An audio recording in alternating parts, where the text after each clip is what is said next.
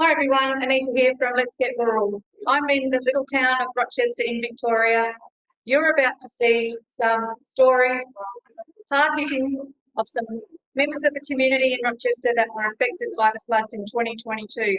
Tim is our mental health ambassador and he is going to be having a chat to some locals. Friendly, casual, that's the way you're going, mate. Yeah, not too bad. Now, one thing is, with all the devastation of the floods last year before Christmas and everything else, how has that impacted yourself? You're from Rochester? Yeah. So how's that impacted yourself and your family and the community that you know?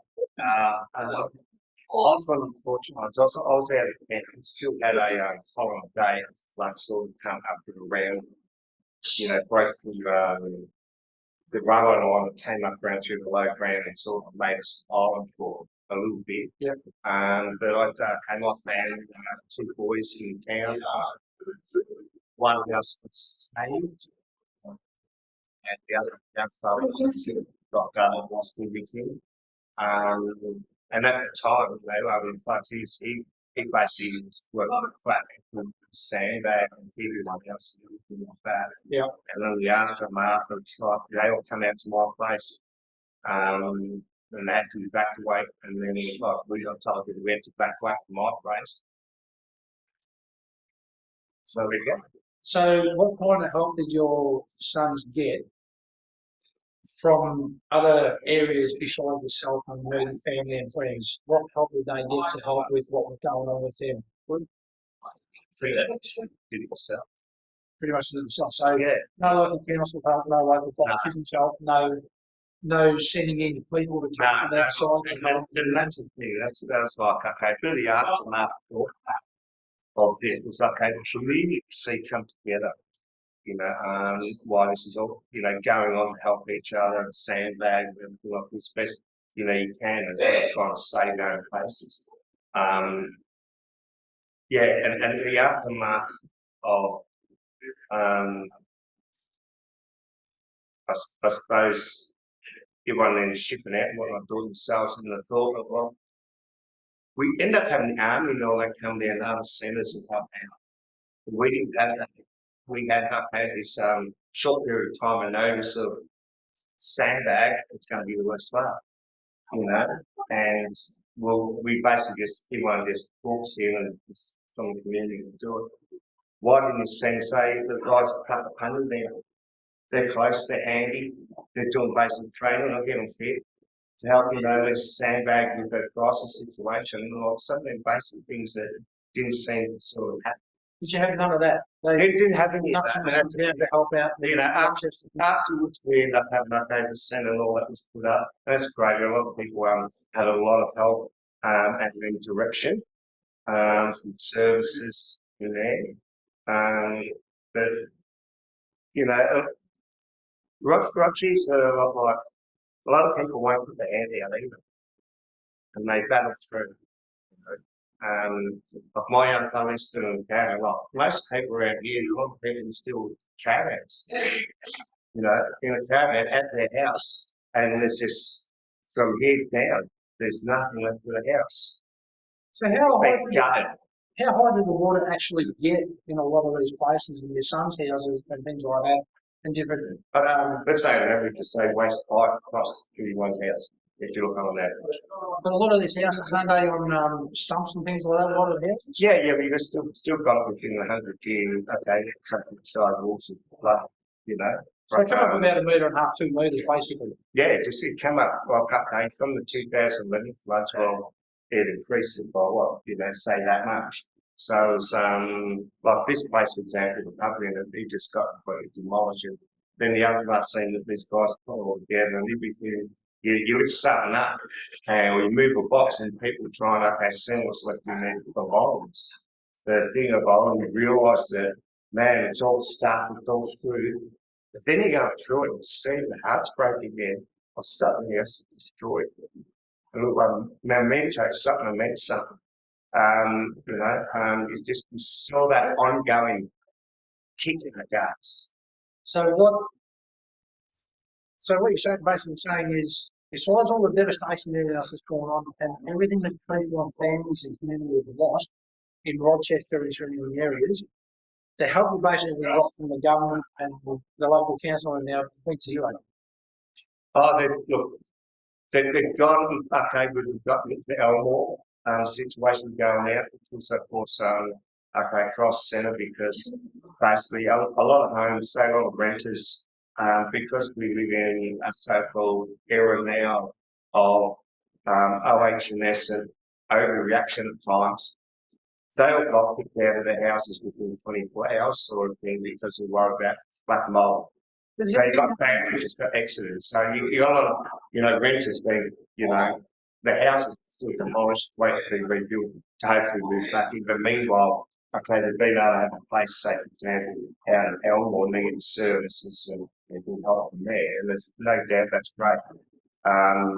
As a general rule, people stayed here, the homeowners and other people stayed around with other friends that, lost everything. They were able to stay in a caravan at the rental property for a period of time. But then as things change, with the owner's obligations or their thoughts in regards to what they do for property, then they have to then find accommodation and then have to move again. And I've seen that. I've seen, I've heard of stories of how people, for example, when this all went down, got taken to the recovery centre and, in the 80s and whatnot, and a bit of dementia and everything. And here's this little cop in, say, the basketball centre, for example, stay there, bottle of water for them, and they already got dementia and other issues going on with age. And it can be a bit disturbing to hear them sort of stories with friends and whatnot, how they dealt with that with their loved ones. I know of our family members that, for example, are aged and will be going into home now because the family putting into home because they have got some dementia and sort of other problems, and that's just there's a couple there, for example, that've been forced out of the place they live up, maybe to the end of the time where they got to pass away. They've been forced to go to home, and that's really. It's not the way you want to see yourself finish your time. You had a projection that I'll be able to pass away, be here until at least the end. That's what it's that terrific when you look at that stuff. But that's what a lot of people think of their own homes. It's where they want things to think for themselves, not being forced out because of this bit of red tape, that bit of red tape, because I think that they won't get in and help out try to fix those things.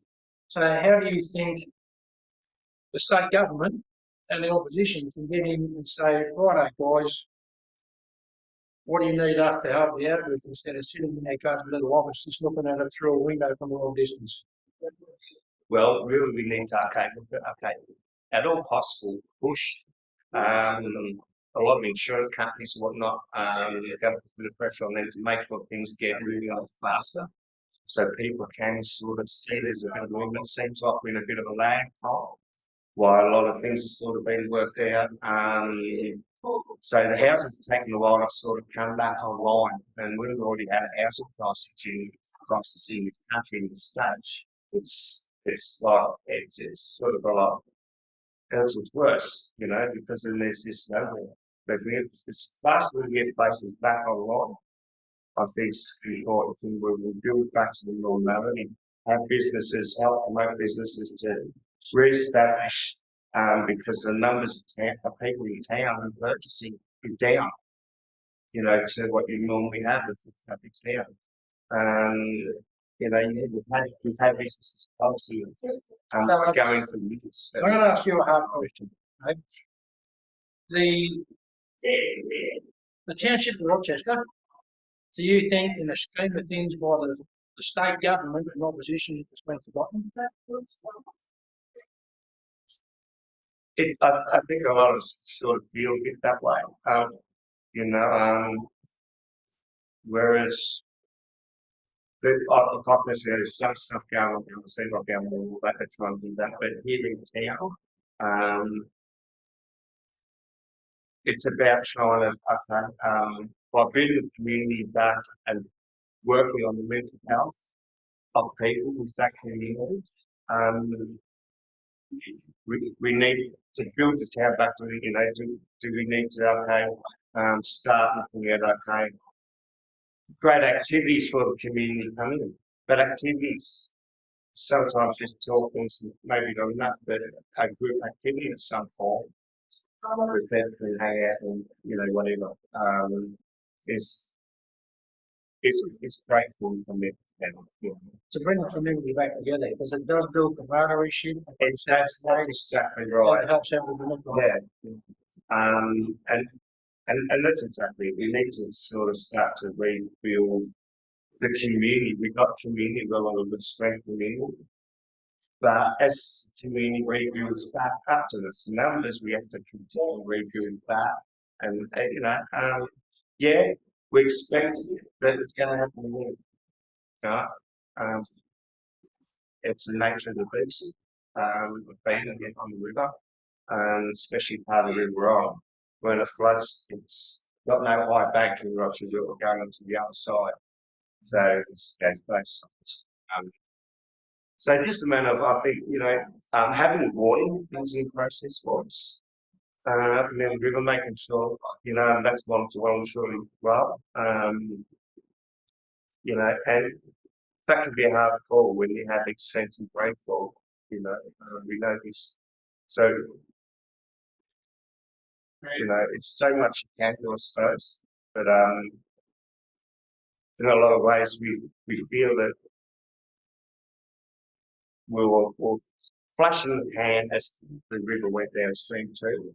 And sort of a bit forgotten up there.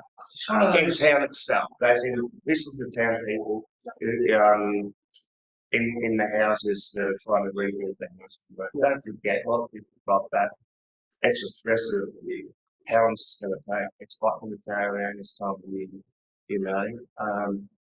all of that. One of the biggest problems with the floods and flash floods is there's no advanced warning system like this for tsunamis, tornadoes, things like that. Bushfires, you can get a sort of advanced warning, but with floods and flash floods, there's none of that kind of thing because it's very hard to predict and very hard to see. You get a lot of rainfall like Rochester and the surrounding areas have had over that time.